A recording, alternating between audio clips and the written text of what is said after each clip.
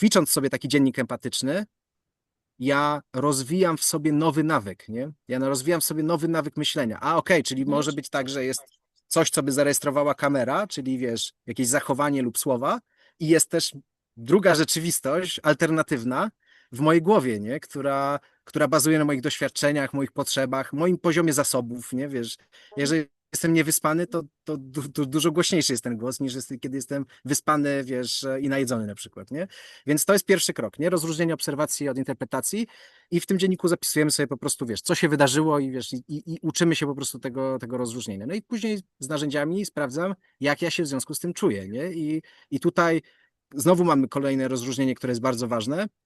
Czy ja, wiesz, czuję i zwracam uwagę, wiesz, w kierunku siebie, czy ja gdzieś po kryjomu znowu, wiesz, nie wchodzę w moje interpretacje i wiesz, i czuję się atakowany, oszukany, nieszanowany i tak dalej, i tak dalej. Czyli to są tak zwane uczucia rzekome, czyli moje oceny czyjegoś zachowania wiesz, z czasownikiem czuję, nie? Wiesz, i okej, to są ważne informacje, wiesz, to są ważne informacje, bo pod nimi kryją się znowu moje uczucia, nie? Więc ja mogę sobie zapisać, że czuję się atakowany, ale co ja tak czuję, wiesz, w ciele, nie? I wtedy biorę sobie właśnie, wiesz, planszę, karty, patrzę na plakat, nie? Wiesz, i że na przykład czuję strach, nie? Albo czuję bezsilność, albo czuję złość, nie? Irytację, cokolwiek, nie? Istotne tematy. Jak zrozumieć emocje i komunikować własne potrzeby?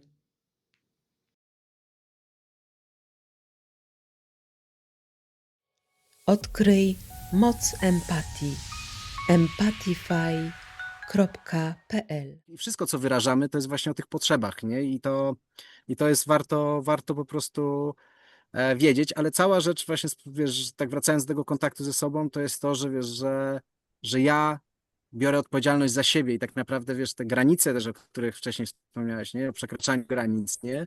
To ja lubię na to patrzeć w ten sposób, że granice to nie jest o drugim człowieku, tylko znowu o moich potrzebach, nie? Jakie moje potrzeby w tym momencie są, wiesz, wiesz, jakie potrzeby postrzegam jako niezaspokojone i co ja zrobię, żeby je zaspokoić, nie? I wiesz, i to nie jest o tym drugim człowieku, który coś robi, bo on robi swoje potrzeby, nie? Każdy ma swoje zadanie, wiesz, zadbanie o swój wewnętrzny, wiesz, pokój i harmonię, nie? Każdy ma to jedno zadanie do wykonania i każdy je wykonuje, tylko bardzo mało osób robi to świadomie i większość właśnie patrzy, wiesz, co inni robią źle, zamiast zastanowić się, co ja chcę robić lepiej ze swoim życiem, ze swoimi potrzebami, wiesz, i jak ja chcę sterować, wiesz, swoim życiem, nie? Mhm, mhm. A powiedz mi, tak wracając jeszcze do Empathify, em, y, właśnie w jakich najczęściej, w jaki sposób są używane te karty i w ogóle ta plansza? Czy tak jak ja powiedziałam, że też z dziećmi miałam, bo akurat ja miałam to takie w ogóle na takich półkoloniach jakby, przedstawiałam w ogóle tym dzieciom cały, wiesz, nie chodziło o, wiesz, o uczenie się tej komunikacji, tylko w ogóle żeby one sobie zobaczyły, wow, jakie są potrzeby i jakie są uczucia, nie? I to już było. Mhm. I potem tylko meczowaliśmy, że na przykład albo jakieś dziecko opowiadało jakąś historię, nie? Że tam, bo ona mi tam zabrała coś tam, nie?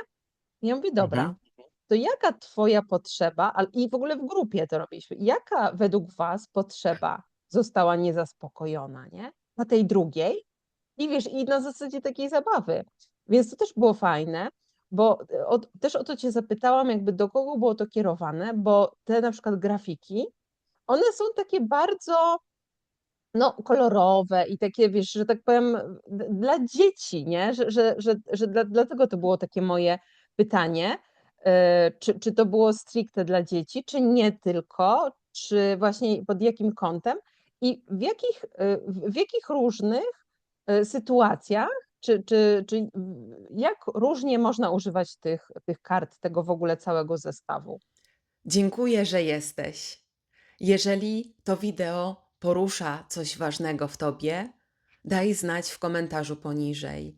Twoja perspektywa jest dla mnie ogromnie cenna, a jeżeli uważasz, że treści, które tu publikuję, są wartościowe, podziel się nimi z innymi, zostaw lajka i zasubskrybuj mój kanał. Więcej znajdziesz w opisie pod tym wideo. Miłego oglądania. Jeżeli Tak, chodzi o tak, pracę z tak. nim. Mhm.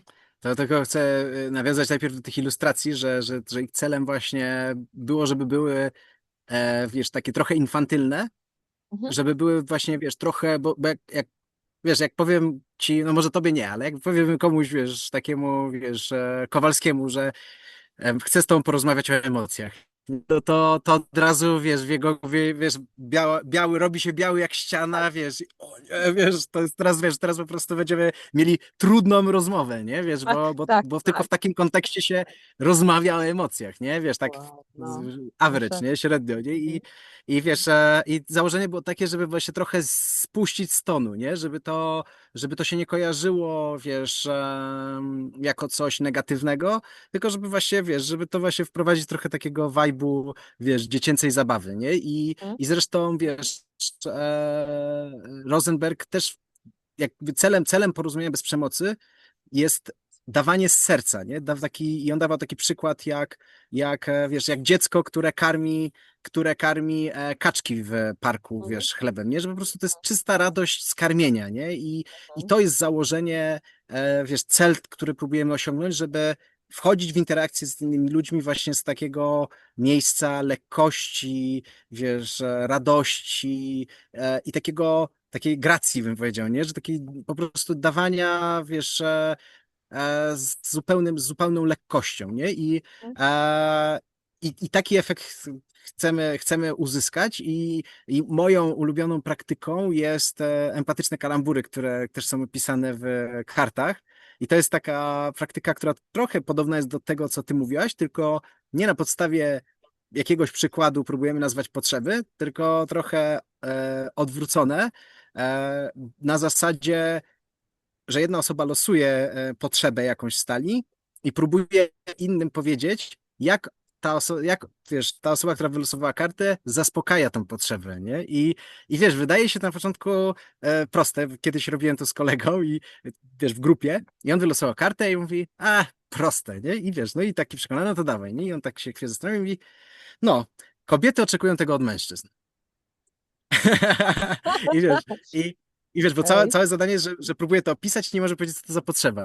No i wiesz, i wszyscy siedzą i tak, czekaj, no nie wiem, no kwiaty, nie? Ktoś rzuca, ktoś inny mówi, że wiesz, że troska, nie? Ktoś inny, i wiesz, i po prostu, i wszystko strzały, po prostu pudła i on tak, wiesz, wtedy tak, o ty stary, no nie wiem, wiesz, i ostatecznie chodziło mu o potrzebę spontaniczności, nie?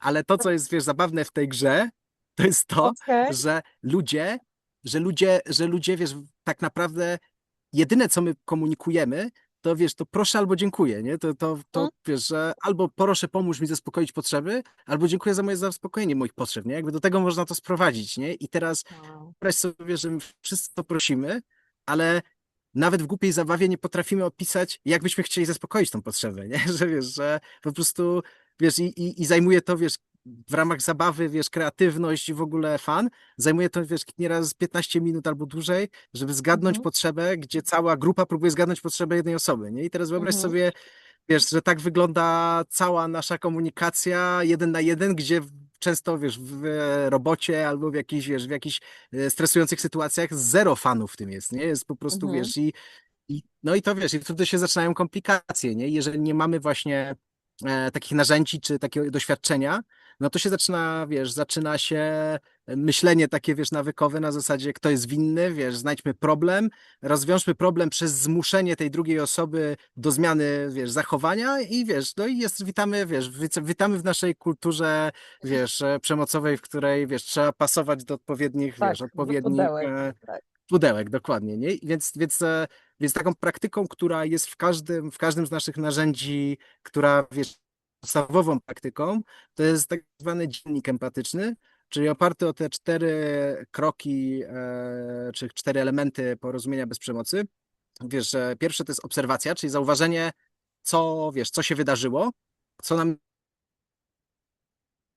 jakoś wpływa, nie? Wiesz, i tutaj to jest najtrudniejsze, prawda, kroki, jak opanujemy, wiesz, rozróżnianie obserwacji od interpretacji, to jesteśmy w domu, nie? Ale wiesz, ale to jest naprawdę sztuka i im dłużej, wiesz, poświęcam czas na medytację i w ogóle przyglądanie się życiu i rzeczywistości, to wiesz, dochodzę, że to jest naprawdę sztuką i że wiele ludzi ma z tym duże wyzwanie, żeby rozróżnić, że wiesz, że ktoś mnie na przykład nie atakuje, tylko ktoś mówi po prostu, wiesz, o sobie tak naprawdę, nie? I mówi o swoich uczuciach i Mhm. potrzebach, nie? A powiedział na przykład, że wiesz, że wywracasz wszystko do góry nogami, nie? To taki tekst, który Mhm. ostatnio usłyszałem. No i Mhm. wiesz, i teraz moja głowa atakuje mnie, nie? Ale wiesz, ale to Mhm. nie jest obserwacja. Ale wiesz, Mhm. jeżeli ja reaguję na tą interpretację moją, że ktoś mnie atakuje, bo powiedział, że wywalam wszystkie plany do góry nogami ze swoją właśnie spontanicznością, której kobiety oczekują od mężczyzn podobno, to, to wiesz, a notabene usłyszałem to od kobiety, to wiesz, to ja jakbym poszedł za tym głosem, że ja wszystko wywracam do góry nogami, to zupełnie inne, wiesz, uczucia się we mnie pojawiają, niż jeżeli ja pójdę za głosem, wszystko wywracasz do góry nogami, to jakie potrzeby, wiesz, ta osoba próbuje, wiesz, teraz wyrazić, nie? Że, wiesz, że może jakieś przewidywalności, nie? Może Mhm. bezpieczeństwa, nie? Może Mhm. współpracy, nie? Wiesz, że Mhm. jeżeli, jeżeli ja zatrzymam się i jeszcze w tym wszystkim, wiesz, z prędkością światła sprawdzę, dlaczego ja mam ten głos, że mnie atakuje, wiesz, i że to jest dla mnie o jakiejś potrzebie bezpieczeństwa emocjonalnego i, wiesz, i jakiejś swobody i, wiesz, i może w ogóle kontaktu z własną wartością, nie? To wiesz, to ja sobie robię najpierw empatię dla siebie, a potem, wiesz, jestem w stanie ją dawać innym. Ale wracając do tego narzędzia i procesu, ćwicząc sobie taki dziennik empatyczny, ja rozwijam w sobie nowy nawyk, nie? Ja rozwijam w sobie nowy nawyk myślenia. A okej, czyli Mhm. może być tak, że jest coś, co by zarejestrowała kamera, czyli wiesz, jakieś zachowanie lub słowa i jest też druga rzeczywistość, alternatywna w mojej głowie, nie? Która bazuje na moich doświadczeniach, moich potrzebach, moim poziomie zasobów, nie? Wiesz, jeżeli jestem niewyspany, to dużo głośniejszy jest ten głos, niż kiedy jestem wyspany, wiesz, i najedzony na przykład, nie? Więc to jest pierwszy krok, nie? Rozróżnienie obserwacji od interpretacji i w tym dzienniku zapisujemy sobie po prostu, wiesz, co się wydarzyło i wiesz, i uczymy się po prostu tego rozróżnienia. No i później z narzędziami sprawdzam, jak ja się w związku z tym czuję, nie? I tutaj znowu mamy kolejne rozróżnienie, które jest bardzo ważne.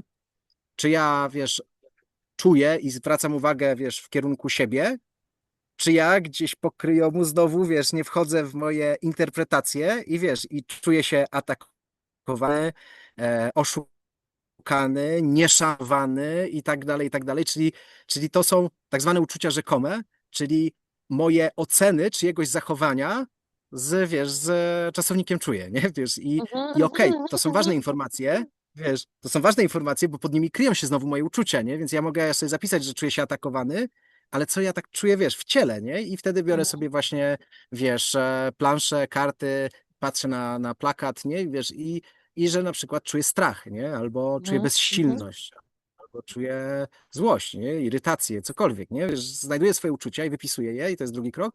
I trzecim krokiem jest połączenie tych uczuć z potrzebami, nie? I to jest, wiesz, czy one są zaspokojone, czy nie, a właściwie, czy ja je postrzegam jako zaspokojone, czy nie, bo to jest kolejny, wiesz, taka trochę gra językowa, ale tak naprawdę, wiesz, słowa są filarami naszej rzeczywistości i mają znaczenie, nie? Wiesz, Mhm.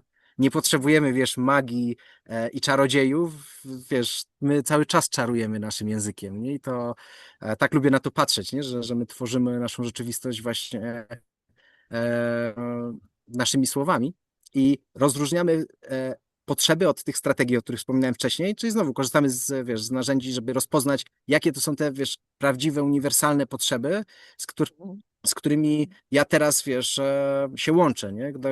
Za czym tęsknię na przykład, nie? Czego chciałbym więcej doświadczać.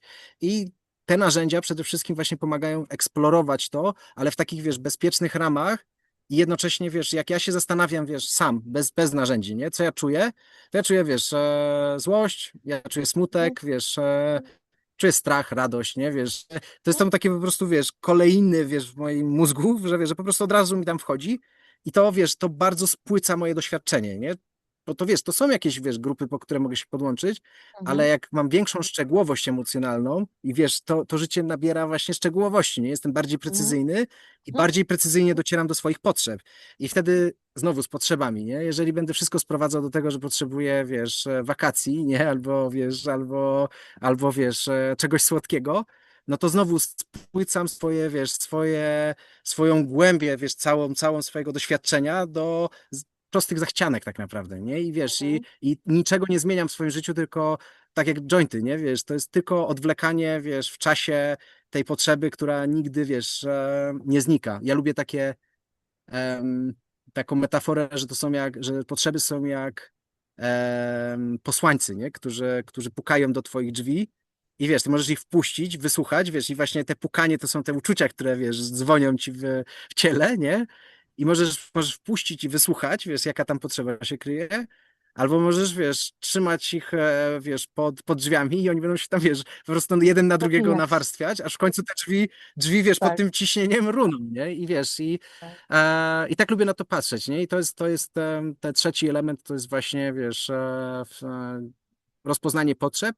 No i czwarty to jest prośba tak zwana, żeby podkreślić, że wiesz, że to działa, wiesz, rozróżnienie pomiędzy prośbą a przymusem, wiesz, żądaniem i co ja chcę zrobić z tą potrzebą, nie? Wiesz, jakby jak chcę zadbać o tę potrzebę, wiesz, jakie działanie chciałbym podjąć, żeby te potrzeby zostały zaspokojone. I to jest taki prowadzić sobie, jak codziennie taki dziennik sobie prowadzisz, nie? No to twoja świadomość uczuć, świadomość potrzeb po prostu rośnie diametralnie. Jeżeli rozróżniasz obserwację od interpretacji, no to po prostu zauważasz, bo wiesz, bo jak my nie mamy, wiesz, zgody na, wiesz, na odmowę innych osób, nie? To wiesz, to znaczy tylko i wyłącznie o tym, że my nie mamy tej zgody dla siebie, żeby odmawiać innym osobom, nie? I wiesz, jeżeli my zaczynamy dla siebie, wiesz, znajdować to współczucie i empatię, kminiać siebie, to nagle, wiesz, ta granice naszej empatii, wiesz, one cały czas wtedy, wiesz, mogą rosnąć i tak naprawdę, wiesz, ta granica właśnie, wiesz, gdzie ja jestem, a gdzie się kończę, w taki zdrowy sposób się zatraca, że tak naprawdę dbając o siebie, to ja, wiesz, dbam też o innych, którzy są ze mną, bo ja jestem zaopiekowany, a jak Mhm. każdy, wiesz, by zaopiekował się sobą, to wszyscy byliby zaopiekowani, nie? I wtedy Tak. byśmy mogli z tej ducha, wiesz, takiej dobrowolności właśnie, wiesz, tej energii takiego dawania z serca, wtedy wszyscy moglibyśmy sobie pomagać nawzajem, wiesz, w zaspokojeniu potrzeb, nie? Że to była wtedy taka gra, wiesz, w czynienie życia jeszcze piękniejszym, nie? No i tak, i to jest takie główne zastosowanie narzędzi Empathify, wiesz, jakby to jest taka główna formuła nonviolent communication i tego, jak z tym można pracować. I to, co wiesz, co my robimy w społeczności, to po prostu robimy to razem, nie? Że spotykamy się. Trening empatycznego słuchania opiera się jakby korowym jego właśnie ćwiczeniem to jest to, że robimy taki dziennik, żeby wiesz, jak ktoś ma pytania, to też można zadać, bo to jest dużo różnych, wiesz, znaków zapytania się pojawia, wiesz, Mhm. odpowiadając na te pytania, a potem spotykamy się w parach i wiesz, rozmawiamy o tym, nie? Wiesz, jedna osoba słucha, druga, wiesz, wyraża siebie, ta słuchająca później próbuje, wiesz, próbuje ponazywać, nie? Czy to są takie uczucia, czy to są takie potrzeby, nie? Wiesz, i tak sobie trenujemy właśnie i to jest takie główne zastosowanie tych narzędzi. Mhm. Tutaj mi jeszcze przyszło taki właśnie, myślę, bardzo ważne rozróżnienie empatii od współzależności, bym to Mm, nazwała. Bo właśnie jako people pleaserzy i ratownicy i mamy te czujki cały czas do zewnątrz. To tak, znaczy, że mnie się wydaje, że ja mam empatię, bo ja wiem, co na przykład możesz poczuć w momencie, kiedy ja ci powiem nie, albo powiem ci, że nie dostaniesz pieniędzy, bo ja to czuję od razu, tak? tak, Czyli ale to są takie też uczucia, tak jak ja teraz to widzę, nie? Ja dopiero teraz to wiem, że ja kiedyś się uważałam za super empatkę, a to był tak tak, naprawdę bullshit. W sensie, oczywiście mogę czuć emocje innych ludzi, ale tak naprawdę ja że ja moje emocje projektowałam i uczucia na innych. Czyli na przykład ja wiedziałam, że tobie może być przykro z tego powodu, że powiem ci nie, albo że nie dostaniesz pieniędzy w terminie, więc to tak, ja już odczuwałam, więc mnie było trudno to powiedzieć i ja bardzo często na przykład tego nie mówiłam albo odwlekałam, bo to też jest to, nie? Że gdzieś tam nie chcemy się z tym konfrontować. I mnie się wydawało, że to jest empatia. że ja odczuwam tutaj, prawda, że ja nie chcę, i ja cię nie chcę skrzywdzić, dlatego ja ci tego nie mówię, bo ja cię nie chcę Tak, skrzywdzić. Tym samym krzywdzę siebie, nie? tak, Bo gdzieś tam nie stawiam tej granicy i sprawę jasno, bo to też jest o takim, o stawianiu spraw jasno, że tutaj bardzo tak. dużo jest też tej szarej tkanki, która jest takim niedopowiedzeniem, domysłem, prawda? I potem Tak. to działa w dwie strony, że nie wiem, ty mi czegoś nie powiesz, to ja już się domyślam, nie? I mam takie, och, Mhm. on na pewno mnie nie lubi, bo czegoś nie powiedział, nie? Albo tak spojrzał. I tutaj niby ta empatia okazuje się wielką pułapką właśnie tego małego dziecka, który jest hiper reaktywny na zewnętrzny świat, więc ja nie chcę się konfrontować z tymi trudnymi emocjami, więc Tak. nie jestem w prawdzie, nie żyję w prawdzie, w szczerości, nie ma tej komunikacji Tak. Nie ma i autentyczności, nie? nie ma autentyczności. I tutaj to właśnie, czym jest ta rzeczywista empatia? To jest przede wszystkim Mm. czucie siebie, prawda? I czucie, oczywiście to też jest odczuwanie na przykład czyichś emocji albo uczuć, ale dopiero w momencie, kiedy ta osoba ci to powie, a nie, że ty już Mhm. wiesz. Tak, Nie? Nie wiem, tak, czy tak. też tak miałeś kiedyś. Tak, tak. Rosenberg rozróżniał sympathy and empathy, nie? Że wiesz, że właśnie i to, co ty nazywasz czuciem innej osoby, wiesz, w sensie nie jesteśmy w stanie, wiesz, jakby to jest może inaczej, że to, co niektórzy naukowcy uważają, że właśnie było takim naszym game changerem, wiesz, naszego gatunku, to jest właśnie ta zdolność do współodczuwania, nie? Że my mamy zdolność do wyobrażania sobie stanu drugiej osoby i możemy to robić w jedyny możliwy sposób, czyli przez czucie, nie? Wiesz, ale to my czujemy siebie, wiesz, z tym Mhm. wyobrażeniem i właśnie Tak. cała rzecz polega na tym, żeby się komunikować, nie? Wiesz, i komunikacja jest dwukierunkowa, nie? I komunikacja opiera się tak naprawdę na dawaniu sobie informacji zwrotnej, nie? Wiesz, Mhm. czy ja cię dobrze słyszę, nie? Czy ja dobrze to rozumiem? I później wiesz, czy ty mnie dobrze rozumiesz, czy ty mnie dobrze słyszysz i wiesz, po prostu to jest, wiesz, e, komunikacja dwukierunkowa, to jest, wiesz, droga dwukierunkowa, nie? I Sprawdzanie ze te sobą czuć przede wszystkim, właśnie, nie? tak, dokładnie, wiesz, że właśnie i to jest klucz, wiesz, właśnie rozumienia granic dla mnie, nie? Że jeżeli ja czuję, że ktoś coś komuś, nie, małpy tutaj za oknem, którego nie mam, się wiją, nie wiem, czy słyszysz, Nie. ale się hałasują. Mhm. No, one bardzo, bardzo konkretnie rozwiązują swoje, wiesz, błędy w komunikacji. Mhm. E, tak, wiesz co, nie, że jest to właśnie że w granicach, nie, jest właśnie bardzo istotnym zrozumienie, że wiesz, że tak naprawdę to ja coś czuję i to informuje mnie o jakichś potrzebach i cała rzecz z podejściem właśnie bezprzemocowości to jest, żeby brać za to odpowiedzialność, nie? I nie, że ja, oj, nie powiedziałem ci, bo wiesz, blablabla. Nie powiedziałem ci nie dlatego, że ty. To ja się bałem tej reakcji, nie? Wiesz, to ja czułem ten ból, nie? Tak, Wiesz, tak. i który był dla mnie nie do wytrzymania, nie? Wiesz, to mnie ściskało w żołądku, nie? Wiesz, i to nie ma, i to nie znaczy, że ja jakoś, wiesz, jestem teraz bardziej chętny na innych, nie? Tylko właśnie po prostu, wiesz, dla mnie to jest jakby cały czas wracanie do tej naszej proaktywności, naszej sprawczości, nie? Wiesz, na tego, co ja, wiesz, robię, nie? Że naprawdę będzie okej, jeżeli ja zadbam o to, żebym ja robił okej ze swoimi wartościami, zgodnie, wiesz, ze swoimi potrzebami, że wiesz, to w dualnym myśleniu jest, że jest jakaś różnica, wiesz, między jednostkami, nie? Ale jakby tak, wiesz, spojrzeć jako całość, to wiesz, to ja jestem częścią całości, nie? Więc jeżeli w tej całości ta część, przynajmniej ta jedna część będzie dbała, wiesz, o swoje wartości, o swoje przekonania, o swoje potrzeby, wiesz, bo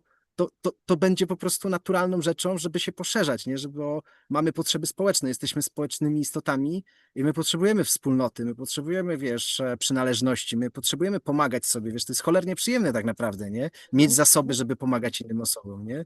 I ja nie pomagam innym dlatego, że wiesz, że oni coś, nie?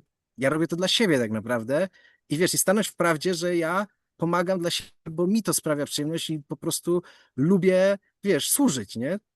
Tylko nie lubię Mhm. się wypalać, nie? I jakby o to tylko zaopiekować, wiesz, żeby nie przekraczać samemu siebie, wiesz, żeby nie przekraczać, nie godzić się, wiesz, z automatu, tylko, wiesz, wziąć wdech, najlepiej właśnie zatrzymać, wiesz, zatrzymać się,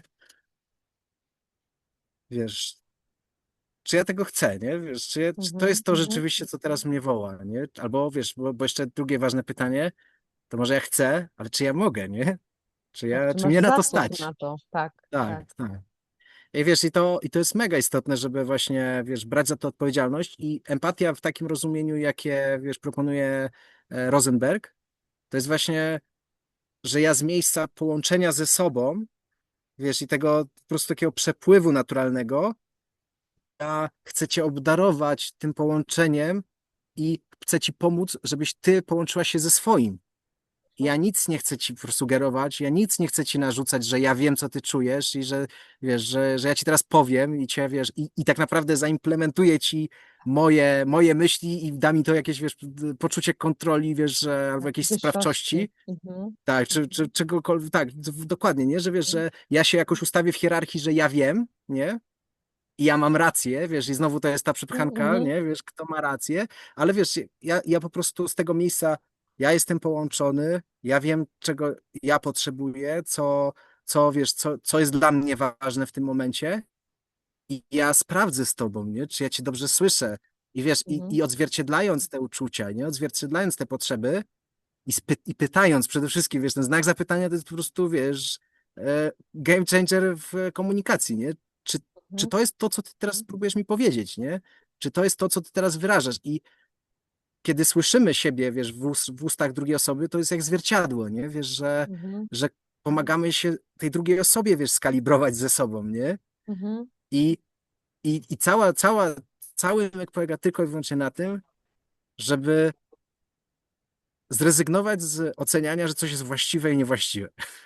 To jest po prostu, wiesz, jakbyśmy byli zdolni do tego, wiesz, nie stawianie się właśnie w pozycji, wiesz, Boga, który wie, co jest właściwe, a co jest niewłaściwe, tylko, wiesz, takiego pokornego, skromnego, wiesz, człowieka, który po prostu staje z drugim człowiekiem na równi i, wiesz, i zastanawia się z ciekawością, czego ty doświadczasz w tym momencie. Mhm. Co się z tobą dzieje, nie? Jakby co tam jest w środku, bo ja tego nie mogę wiedzieć. Ja mogę sobie Mhm. zgadywać, ja mogę sobie, wiesz, dopowiadać, nie? Ale dopóki ty mi tego nie powiesz, to ten wszechświat, który jest w tobie, jest dla mnie niedostępny, nie? Mhm.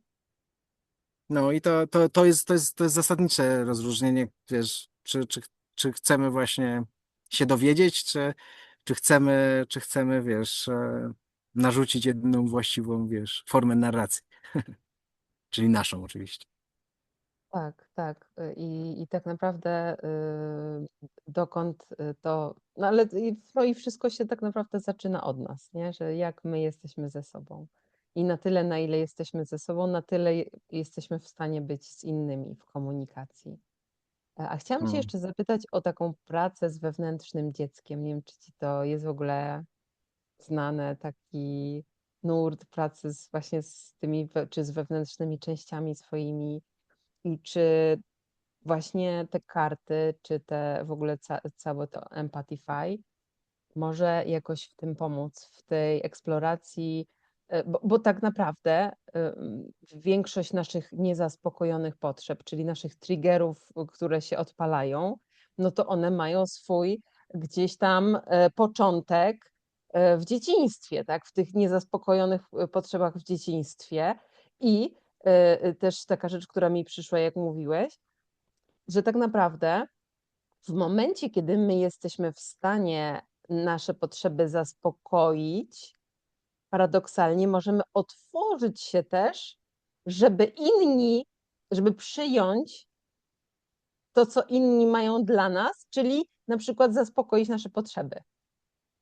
Tak, tak, tak.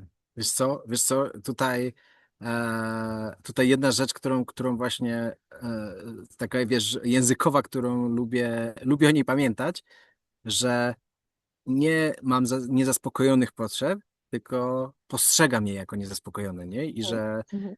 że właśnie to zmienia troszeczkę, bo jak pytasz mnie o pracę z wewnętrznym dzieckiem, no to wiesz, system wewnętrznej rodziny, IFS, bardzo jest kompatybilny z Nonviolent, no bo tam mamy różne części siebie, które właśnie mają różne potrzeby i w różny Dobra. sposób się wyrażają w naszej psychice, nie? Mhm. E, I to, co właśnie, wiesz, jakoś jest dla mnie ważne osobiście, to że jak ja wracam tak, wiesz, do tu i teraz, nie?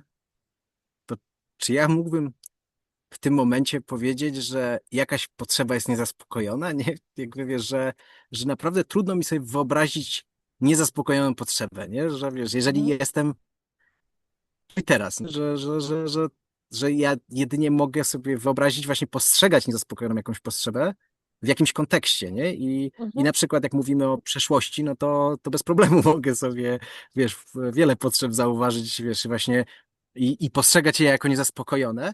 I zdecydowanie, wiesz, w takiej pracy właśnie z tymi wewnętrznymi częściami nas, to jest bardzo, wiesz, skuteczna forma pracy, no bo daje nam znowu, nie, taką formatkę, jakich słów my szukamy, żeby, wiesz, żeby ponazywać te rzeczy, nie? Mhm. Bo jak coś już jest nazwane, wiesz, to już przestaje być tak straszne, nie? Że wiesz, Tak. że najstraszniejsze to jest ta niepewność, nie? Że co ja tam, jak tam zajrzę do środka, to co tam spotkam. I jakoś bardzo się też łączę z tym, co powiedziałaś o tym, że wiesz, że jak my sobie sami dajemy przestrzeń na nasze potrzeby, to wiesz, że nagle się okazuje, wiesz, że żyjemy właśnie w pełnym obfitości świecie, nie? W którym ja bym nawet powiedział, że nawet nie tyle, że my się otwieramy, żeby ktoś zaspokoił, tylko my zauważamy, że już ktoś to robi, nie? Wiesz, że okej, Mhm. ja w relacji, wiesz, wiesz, nie wiem, jakąś Patrycją, przykładowe imię, wiesz, wiesz, jakoś chciałbym doświadczać więcej życzliwości, empatii, Mhm. ale jak tylko, wiesz, przerzucę uwagę wiesz, na przykład na ludzi ze społeczności, to wiesz, to ja mam potąd wiesz, życzliwości i empatii, nie? Mhm. I to jest Mhm. właśnie cała rzecz, żeby się nie przyklejać, wiesz, do strategii, nie? Że Mhm. to, wiesz, buddyjska tradycja jest cała o tym, nie? Że my się przywiązujemy do tego jakiegoś przyjemnego doświadczenia Mhm. i my chcemy je powtarzać, a jak się nie, wiesz, nie powtórzy, no to my cierpimy, bo nie ma tego, czy, wiesz, tego przyjemnego, nie podtrzymuje się to przyjemne, nie? Albo unikamy tego nieprzyjemnego, nie? I wiesz, i, i właśnie, wiesz, tak przekładając te rozumienie, to my się przyklejamy do strategii, nie? Że ja się przyzwyczajam do tego, że zarabiam dużo pieniędzy na przykład Mhm. i mam później kryzys jakiś, wiesz, albo jest kryzys jakiś na świecie i po prostu nagle zarabiam mniej. I ja, wiesz, ja mam niezaspokojoną potrzebę bezpieczeństwa, wiesz, no wszystkie po kolei się sypią, wiesz, zaczynając od bezpieczeństwa, nie? Bo ja się przykleiłem, że to jest moje źródło, wiesz, Tak, na zaspokojenia, nie? zewnątrz. Mhm. Mhm. Mhm. Tak, na zewnątrz. A jeżeli ja to zauważam, że okej, to mi dawało, wiesz, jakiś komfort, rozwój, nie? Że to mnie zasilało, ale ale czy to jest tak, że ja nie mogę już się rozwijać? Albo że ja już nie mogę znaleźć komfortu? Nie, wiesz, że po prostu zawężając się do bardzo konkretnej strategii i przywiązując do niej, pozbawiamy się właśnie tej, wiesz, tej obfitości, która nas otacza, nie? I że to wszystko jest po prostu jakąś zmianą sposobu patrzenia. Dla mnie całe NVC to jest, wiesz, to jest takie pozytywne pranie mózgu, nie? Że Mhm. zmieniamy paradygmat po prostu myślenia, który mi osobiście bardziej służy, nie? I ja tak lubię o Mhm. tym mówić, że wiesz, żeby sprawdzić, nie? Jeżeli komuś to będzie służyło, to wiesz, no to czemu tego nie kontynuować, nie? Ale żeby nie przyjmować, wiesz, zapewnień, tylko sprawdzić, nie? Czy myślenie przez pryzmat uniwersalnych potrzeb, które stoją za wszystkim, co robimy i mówimy, czy to mnie wspiera, czy nie, nie? I że jeżeli tak, no to zachęcam. I w każdej praktyce, wiesz, czy to w pracy z wewnętrznym dzieckiem, czy w relacjach, nie? Czy, czy w takim well-beingu po prostu, że sam rozumiem siebie i to, co wybieram, nie? No to nie poznałem niczego lepszego, nie? Powiedz mi jeszcze tak na koniec, e, bo dużo ludzi już używało tych narzędzi. Czy jakiś feedback, który dostałeś, szczególnie ciebie zaskoczył? Na przykład, że ktoś ci powiedział, że a wiesz, i że nie jakby tworząc to, nie pomyślałeś o tym, w jaki sposób to może być użyte i jakie to może mieć efekty pozytywne. Mhm. Wiesz co, to dwie historie mi się nasuwają. Jedna to taka, że jedna użytkowniczka wymyśliła, że będzie ze swoim partnerem rozmawiać z wykorzystaniem, wiesz, potrzeb i że wiesz, że jak zaspokoić wszystkie potrzeby z tej karty. E, i doszła do wniosku, że wiesz, że kobiety są bardziej kreatywne, bo u mężczyzn to seks wszystkie potrzeby zaspokaja. I to była jedna taka, która po prostu mnie rozbawiła, ale bardziej taka, najbardziej wzruszająca sytuacja dla mnie to była taka, jak byliśmy na festiwalu w zeszłym roku ze stanowiskiem Empathify i no i różne osoby mogły do nas przyjść, pogadać, wiesz, przybić piątkę, nie? Jakby sporo osób nas rozpoznawało i wiesz, i było fajnie tak, wiesz, porozmawiać na żywo. I jedna dziewczyna przyszła i mówi, ja znam ten plakat, znam ten plakat, nie? I ja tak mówię, o, super, nie? Ona mówi, no tak, czuję, bo potrzebuję, prawda? I ja mówię, no tak, tak, to właśnie o to chodzi. A ona mówi, czy mogę się przytulić? I ja, jasne, nie? I ona się przytuliła i mi powiedziała, e, że ona w szpitalu psychiatrycznym była przez długi okres i że to był jeden z, wiesz, z rzeczy, które ją po prostu, wiesz, z tego szpitala wyprowadziły, nie? Mhm, I ja miałem takie, wow, nie? Wiesz, że no, że wiesz, że nie wymyśliłbym sobie tego, nie? Jakby nie miałbym nawet takiego pomysłu, że wpływ tego, co robimy, może mieć, wiesz, takie znaczenie dla ludzi, nie? I to mhm, jest bardzo budujące, nie? I to jest coś, coś takiego, co mnie bardzo, bardzo jakoś porusza wewnętrznie, że wiesz, że to w wielu miejscach po prostu pomaga ludziom. mhm. A czy masz jakieś plany właśnie jeszcze poszerzenia tych narzędzi, czy oprócz oczywiście aplikacji, czy coś jeszcze właśnie i społeczności, jakieś masz już w Tak, tak, zanadrzu, o których możesz już tak. powiedzieć? Wiesz co, znaczy tak mogę tylko tak powiedzieć, że pracujemy, że mamy dwa narzędzia, które są u nas w produkcji, że tak powiem, i już je testowaliśmy, bo mamy taki proces, że, wiesz, że testujemy, nanosimy poprawki, później znowu testujemy, nie? Tak, jedno narzędzie jest dla relacji, do rozmów właśnie o potrzebach i taki cel był, żeby pozwolić komuś doświadczyć NVC z osobą, która nie zna NVC.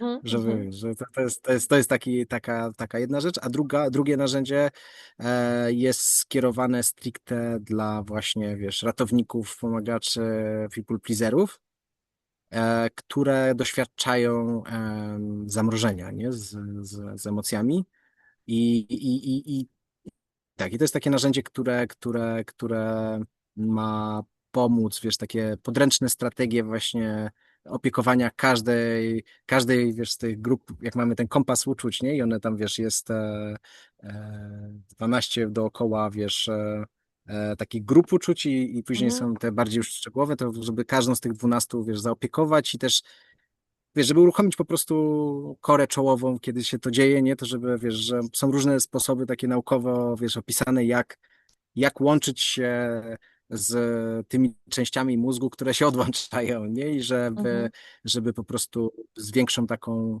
jasnością, z większym takim połączeniem z tym, co jest dla nas ważne, podejmować decyzje, które nas wspierają, nie?